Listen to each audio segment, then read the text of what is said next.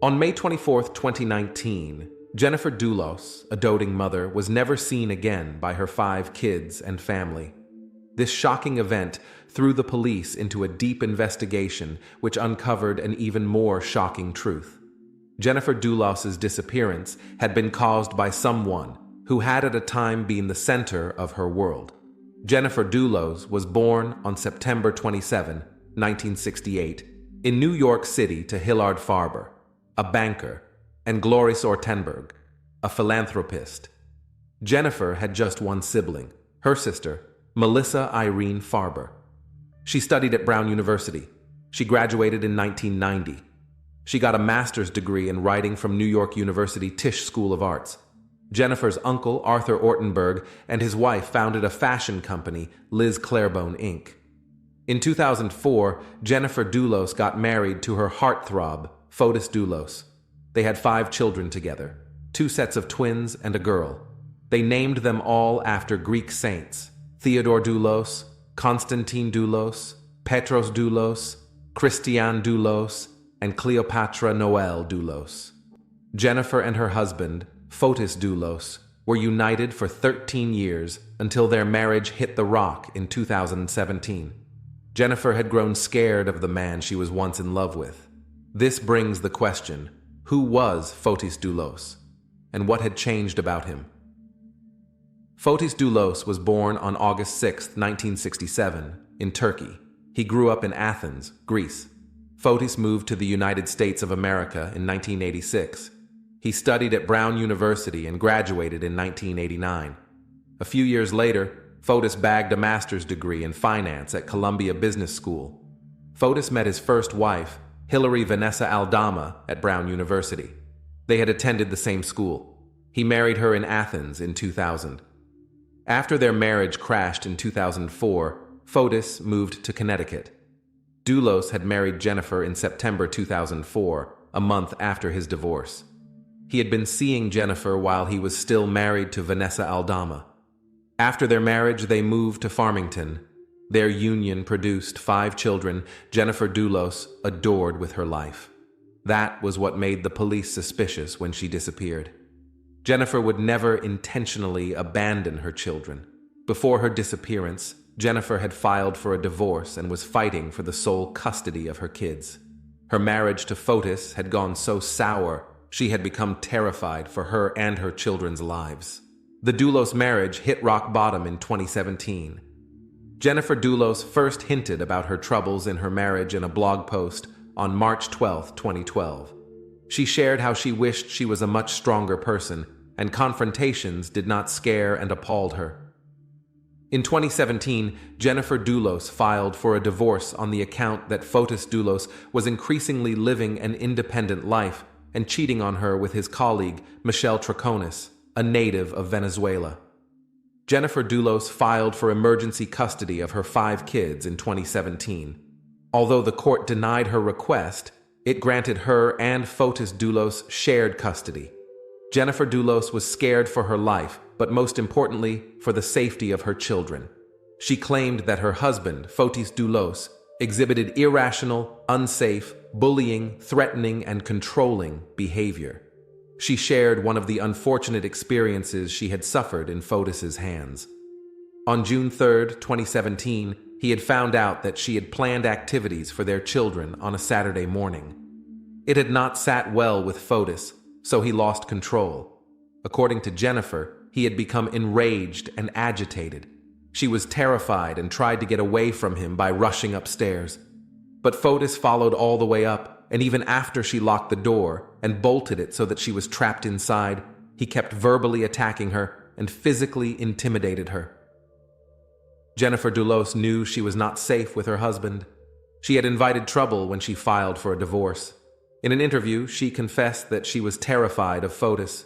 She had admitted that her desire for a divorce had infuriated him, and he was going to retaliate by harming her in some way. Jennifer Dulos claimed that in May 2017, when she filed for a divorce, Fotis had threatened to kidnap and harm their kids if she refused to agree with his terms in the divorce settlement. He had even bought a gun that year. In 2018, Jennifer re-requested the emergency sole custody of her kids. During the hearing process, the court discovered that Fotis had broken several court orders. Jennifer was given full physical custody of her children, while both parents shared legal custody of the kids. Fotis was granted supervised visits and monitored phone calls. Jennifer and the kids moved to her rented house in New Canaan, 70 miles away from Fotis Dulos. Fotis Dulos had been genuinely hurt by Jennifer's accusation. In an email he sent to Jennifer in 2017, he expressed his concern for his children's well-being. He confessed that their children needed both parents, not just one of them. He had pleaded with Jennifer to reconsider their marriage for the sake of their children.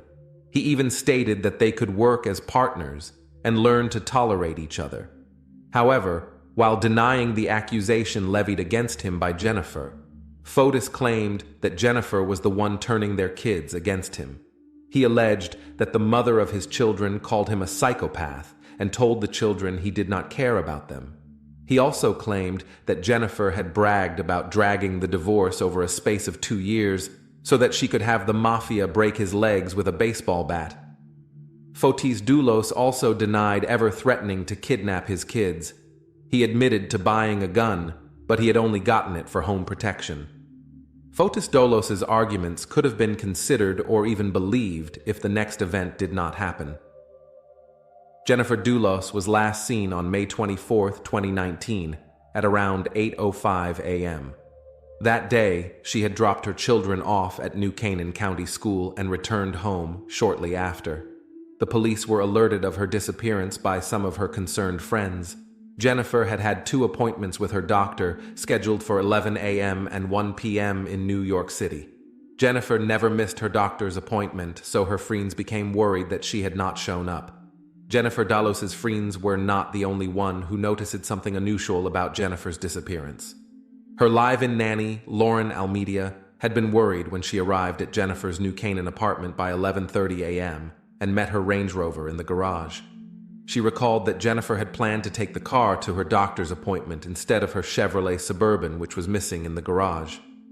Lauren Almeida did not inform the police of Jennifer's disappearance until 7 p.m. By that time, it was glaring that there was something fishy about Jennifer's absence, as she never arrived home that late or left home on her own without informing anybody. After the disturbing reports, the police began their investigations. Some detectives searched Jennifer's New Canaan house. However, they would break the hearts of everyone who cared about Jennifer Dulos. On the floor of the garage, blood splatters were found. And also, blood traces were found on one of the walls in the garage and the door. Blood traces were found on the exterior of the Range Rover as well. Inside the house, blood splatters were only found in the kitchen, and it was not Jennifer's blood alone. It was a mixture of hers and her husband, Fotis Dulos' blood. This made people wonder how Fotis Dulos had murdered his wife. Further investigations by the police showed that Fotis Dulos had been at Jennifer Dulos' apartment on the day she went missing. According to the police, Fotis had gone to Jennifer's home with a bike, as the tracks around the house were too small to belong to a car. However, Fotis lay in wait for his wife until she returned from dropping her kids off at school. He then shot her in cold blood, cleaned up the scene, and got rid of the evidence. At about 10:25 a.m., Jennifer's neighbor's CCTV captured the Chevrolet Suburban, leaving her home. The police believed that Fotis Dulos had been the one driving the car. The police alleged that he had hidden Jennifer Dulos' body and other items reasonable to the cleaning of the murder scene in the car. After hiding Jennifer's body, Fotis Dulos had abandoned the car 3 miles away from New Canaan. The police were confident that Fotis was a cold-blooded murderer because of his suspicious actions later that day. At around 7:30 p.m., Fotis Dulos and his girlfriend, Michelle Traconis, were caught on tape dumping garbage in trash bins. This could have seemed pretty normal, except they had used 30 trash bins in different spots in Alford Avenue, Hartford. When the police searched the bins, they discovered different incriminating items. In the garbage bags, the police found different cleaning items, some pieces of blood-stained clothes, and used hand gloves. A test was run on the items and the results confirmed the police's fear. The blood matched Jennifer Dulos, while Fotis's DNA was found inside one of the gloves found and on one of the thrash bins. Fotis Dulos murdering his wife in cold blood did not cause as much shock as his girlfriend, Troconis, being an accomplice in the crime. Michelle Troconis, a native of Venezuela, was many things. Troconis was a mother, a horse rider, and a former ESPN reporter in South America. But what no one would ever expect her to be was a cold-blooded criminal. Michelle Troconis started seeing Fotis Dulos whilst he was still married to Jennifer Dulos. Her affair with Fotis contributed to the breakdown of his marriage. After Jennifer went missing, the police brought Troconis in for questioning. When asked where she was on one day Jennifer disappeared, she claimed that she had had lunch with Fotis Dulos that afternoon, and also claimed that she and Dulos had gone to one of his properties to clean it up in preparation for a meeting with a client. The police believed that they had been cleaning up Jennifer Dulos's body. The police investigation led them to more videotapes showing Michelle Troconis in a more compromising situation. These tapes led them to find out exactly how Fotis Dulos had committed such a horrific act.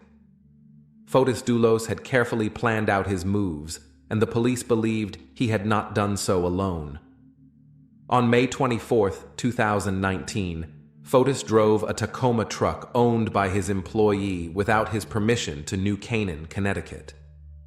In a video captured by a school bus at 7:05 a.m., the Tacoma truck was speeding on the highway towards Waveney Park in New Canaan, the place where Jennifer's Chevrolet Suburban will later be found.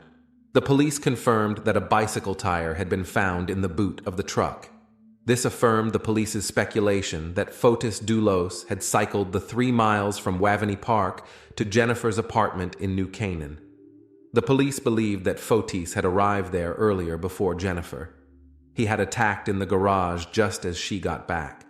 Afterward, he had cleaned up the evidence, bundled Jennifer up in her Chevrolet Suburban, and driven straight to Waveney Park, where he transferred her body into the Tacoma truck. As meticulously as Fotis tried to cover up his tracks, he had left 2 huge pieces of evidence of his presence in the New Canaan house. He had left a sample of his DNA on the doorknob and a mixture of his and Jennifer's blood on the faucet in the kitchen. The police alleged that Fotis had spent hours cleaning the house, hence the neighbors' surveillance footage that showed Jennifer's Chevrolet Suburban leaving the house around past 11. The police were even more certain that Fotis Dulos was a cold-blooded murderer when he made another shocking move 5 days after his wife's disappearance. Fotis Dulos took the Tacoma truck out again without permission. This time, his destination showed that Fotis was as guilty as they come. He had driven the truck straight to a local car wash and detail shop.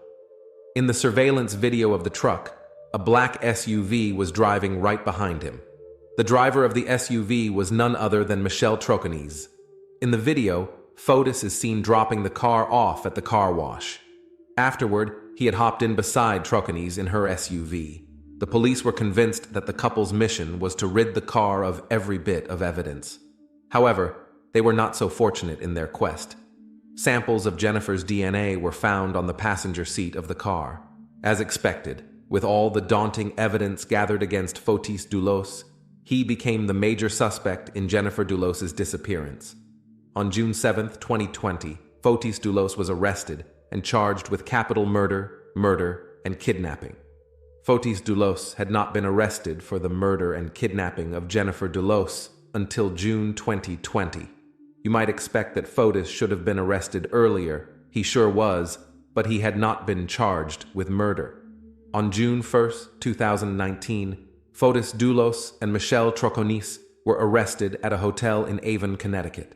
They were charged with hindering persecution and tampering with evidence. At the time of their arrest, the police did not have enough evidence against the couple. They both pleaded not guilty to the charges.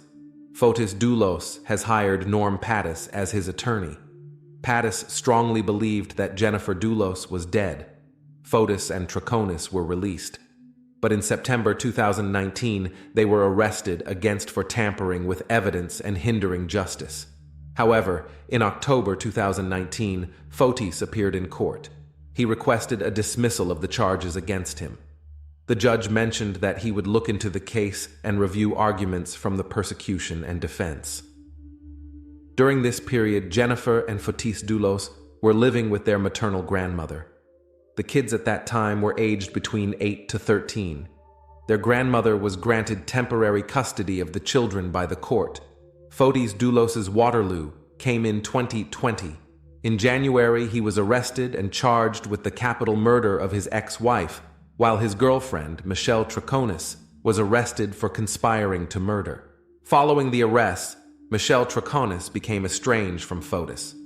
In an interview, she admitted that she had made a huge mistake by trusting Fotis. Prior to their arrest in 2020, Troconis had allegedly moved out of the Fotis Farmington $5 million home with her daughter. Fotis Dulos's former lawyer and friend, Kent Douglas Mawhinney, was also arrested and charged with conspiracy to murder. Mawhinney was taken in at gunpoint. The police believed that he had helped Fotis and Troconis create an alibi on the morning of Jennifer's disappearance. Also, during that period, Douglas Mawhinney had been accused of spousal rape by his wife. Mawhinney became separated from his wife, and things got worse after he was arrested in connection to Jennifer Dulos's murder. His wife felt her life was in danger. His wife told the South Windsor Police Department that her husband was planning to kill her with the help of his friend, Fotis Dulos. During their investigations, the police discovered that Douglas Mawhinney was a member of a East Granby gun club. A group of local hunters informed the police that they had seen a human grave on a property associated with the club. The police went ahead to search the property in question and indeed found something very suspicious. A shallow grave was found on the secluded property. In the grave, the police found 2 bags of lime and a blue tarp. There was no body found in the grave, but the police believed that it could have been removed. The grave had been discovered with the help of a canine in August 2019. It was unfortunate that despite the arrests, Jennifer's body was not found. Her family was devastated despite the fact that their daughter was about to get justice. In an interview, the family's spokesman confessed that the arrest of the suspects did not give them any sense of closure.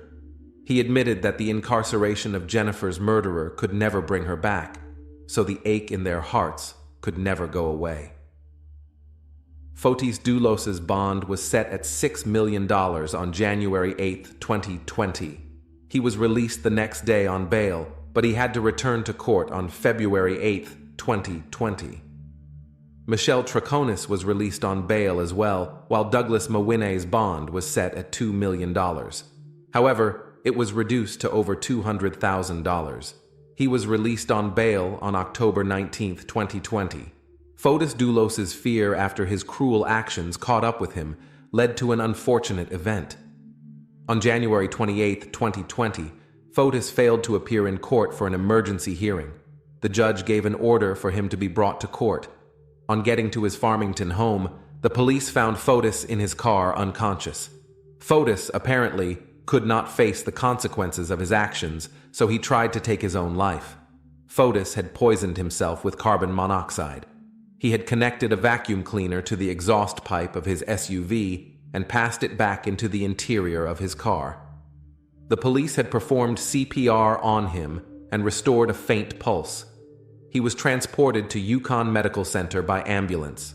The center transferred him to Jacobi Medical Center in the Bronx to undergo hyperbaric oxygen therapy. While at the hospital, Fotis's children, who were still living with their grandmother, visited their father. It was the first time they saw their father after he was accused of murdering Jennifer. A suicide note was found by the police in Fotis's car. He had written that he was not ready to spend an hour in jail over something he knew nothing about. On January 30th, 2020, Fotis was confirmed dead by the Jacobi Medical Center. After Fotis's death, the police report released showed that Fotis's last girlfriend, Anna Curry, claimed that she had been with him on the day of his emergency hearing. She told the police that she and Fotis had planned to drive to the court together. However, Fotis told her he would prefer that they go separately. Curry admitted that she had been terrified when Fotis's attorney had called her to ask why Fotis was not in court. She had been driving at the time, and she had told him that Fotis should have been in court, to which the attorney replied that Fotis's GPS tracker showed that he was still in his Farmington home. Curry immediately knew that Fotis had done something to harm herself, and she asked the attorney to call 911. After Fotis Dulos's demise, the murder charges against him were dropped. On March 3, 2020, a judge passed a novel prosequi request to the prosecutors. Fotis Dulos was not acquitted of the charges against him, but the case could not continue as he was dead. Novel prosequi is an acknowledgement of that fact. However, it provides the prosecutor with a year to refile the case, or it is permanently dismissed. During the hearing, Fotis Dulos's attorney expressed his interest in clearing his client's name. Norm Pattis believed that Folis had been framed. He argued that whoever framed Folis had dumped the bloodied clothes and other incriminating items the police found in front of Folis's front porch. Folis, in turn, had innocently set out to dispose of them. Hence, the surveillance footage the police had found. Pattis requested to substitute Fotis Dulos's estate as the defendant. However, Pattis's request has not been considered since. Michelle Troconis had been put on house arrest after she had been accused of conspiring to murder Jennifer Dulos. However, there had not been any significant progress on her case as the COVID pandemic had put the case on hold. Troconis's lawyer, John Sheonhon, in an interview, had confessed that there had not been even the slowest progress on Michelle Troconis's case. However, she was scheduled to appear in court on August 6, 2020, while Douglas Mawhinney was to appear on June 2, 2020. Both parties still pleaded not guilty to the charges. In an interview, Michelle Troconis addressed all the people who had made up their minds to judge her without even knowing her personally. She admitted that it was possible to misjudge people. However, she could not be the judge as to whether Fotis Dulos was capable of murdering his wife, but she was capable of judging the fact it had been a waste of time trusting Fotis, and rightly so. 4 years after Jennifer Dulos's disappearance, she still had not been found. Over the years, the police have scourged several places for her body. In 2019, the police had begun their search in Waveney Park, 3 miles away from New Canaan. They had made use of canines and helicopters to carefully search the area. However, when there was no positive result, the search was extended to New York City. The Dulos family owned a property there. The police had searched the property carefully before turning their attention to central Connecticut. The police did not relent in their efforts to find Jennifer as they went ahead to search Hartford CT. Their search had led to the surveillance tapes showing Fotis Dulos disposing of garbage bags in different trash cans all over the city. This led the police to the garbage processing plant of the city. The search took weeks, but it was worth it, as the police found a lot of useful evidence. The search continued to a special fishing pond in Avon that the Dulos family usually visited. The police proceeded to central Connecticut. They searched houses that belonged to the missing's husband's company, 4 Inc. The area covered is estimated to be about 3,000 acres. However, Jennifer Dulos was not found. In August 2021, the search led them to a Farmington house on Mountain Spring Road, which was connected to Jennifer Dulos's husband. The police had chosen to search the house to follow old leads. A renowned expert in finding out unmarked graveyards, Bob Perry was invited by the police. Also, the police brought a septic rank and an excavator to get the best results. Up to this moment, the police have not given any information about finding Jennifer Dulos's body. Despite how horrifying Jennifer Dulos's story was, something good came out of it. In May 2021, the Connecticut State Senate passed a domestic violence bill. The bill was named after Jennifer Dulos and another woman who was a victim of domestic violence, Jennifer Magnano. The bill got almost undisputed support from every member of the Senate. On June 28, 2021, the bill was passed into law by Governor Ned Lamont. The other Jennifer the law was named after, Jennifer Magnaneau, was also a victim of a very toxic marriage. In 2007, she was murdered in cold blood by her husband, Scott Magnaneau, in Terryville, Connecticut. Immediately after the gruesome act, Scott Magnaneau committed suicide in front of their 3 children. Jennifer Dulos's family sadly has not been able to move past their daughter's death. In an interview, the family spokesman expressed how much the family missed Jennifer. He shared that Jennifer's wonderful personality and bright demeanor made even people who never knew personally hurt by her disappearance.